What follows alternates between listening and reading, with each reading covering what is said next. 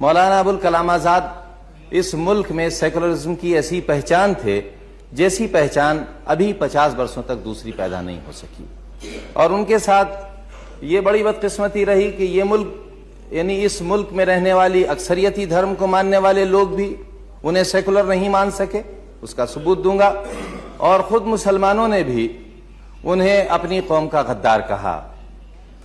مولانا ابو الکلام آزاد 1952 میں جب پہلا چناؤ لڑے پارلیمنٹ کا تو سیکولر کانگریس نے، جس سیکولر کانگریس کی دہائی ابھی آپ نے دی ہے، وہ مولانا ابو الکلام آزاد جو 2 نیشن تھیوری کے خلاف تھے، 1 نیشن تھیوری میں یقین رکھتے تھے، اور مسلمانوں کے ہاتھوں سے انہوں نے علی گڑھ ریلوے اسٹیشن پر جوتوں کا ہار اپنے گلے میں ڈلوایا تھا، وہی سیکولر کانگریس جس کا ابھی آپ نے فرمایا ہے 1952 میں مولانا ابو الکلام آزاد کو اتنے بڑے ہندوستان میں جس کی سرحدیں ابھی آپ نے بتائی ہیں کہاں سے کہاں تک، اس ہندوستان میں مولانا ابو الکلام آزاد کے لیے ایک پارلیمنٹری کانسٹیٹوئنسی ایسی نہیں ملی جس کے بارے میں یہ کہا جا سکتا کہ یہ کانگریس کی سیکولر سوچ کی نشانی ہے۔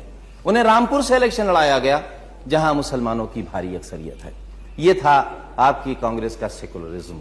آپ کی کانگریس کا سیکولرزم اس صدن میں بیٹھے ہیں، 6 دسمبر کو مسجد گر گئی، اس وقت تو آپ کچھ نہیں کہہ سکے، اس وقت آپ پردھان منتری پر انگلی نہیں اٹھا سکے، اس وقت آپ پورے دیش کے سامنے یہ نہیں بتا سکے آپ اس دیش کے گرہ منتری بھی ہیں، اور جب آپ کا ساتھی کمزور ہو گیا، وہ ٹھگی میں پکڑا گیا اور وہ عدالت میں مجرم بن گیا، کیسی دوستی نبھائی آپ نے؟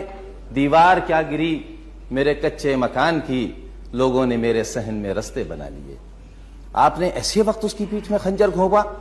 دوستی کا تقاضا یہ تھا، جو دوست کل ہمارے ساتھ تھا آج بھی ہم اس کے ساتھ ہوتے، اور اگر آپ کے اندر واقعی مورل کرش تھی اور آپ اس دیش کے گرہ منتری تھے، جو کہ بہت بڑا درجہ ہوتا ہے، دیش کے ماتھے پر کلنک لگ رہا تھا، مسجد ٹوٹ رہی تھی، اور آپ ایک لفظ اس لیے نہ کہہ سکے کہ آپ کو کچھ دن اور گرہ منتری رہنا تھا۔